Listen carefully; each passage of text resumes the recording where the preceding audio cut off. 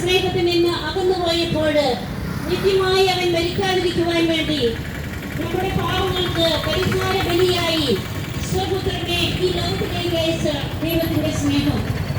എന്നാലും എത്ര വലിയ സ്നേഹമാണ് അവിടുന്ന് മുമ്പ് കാണിക്കുന്നത്.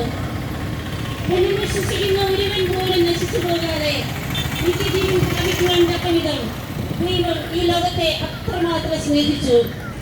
അവിടുന്ന് നമുക്ക് തന്ന രക്ഷ, നമ്മുടെ പാപത്തിന്റെ പരിഹാരമായി കാൽവരിയിൽ അവിടുന്ന് നമുക്ക് വേണ്ടി ബലിയാടായി മാറിക്കൊണ്ട്, പെസഹ കുഞ്ഞാടായി മാറിക്കൊണ്ട് സകല ജനങ്ങൾക്കും വേണ്ടി രക്ഷ നൽകുവാൻ വേണ്ടി അവിടുന്ന് ജീവൻ ബലിയർപ്പിച്ചു.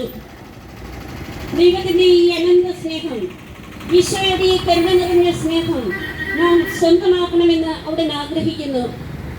നാം ഓരോരുത്തരും ഇപ്പോൾ പലവിധത്തിലുള്ള അസ്വസ്ഥതകളിലൂടെ കടന്നു പോകുന്നുവെങ്കിൽ ഇതിനുള്ള കാരണം നമ്മളിലുള്ള പാപത്തിന്റെ അവസ്ഥയാണെന്ന് നാം തിരിച്ചറിയണം.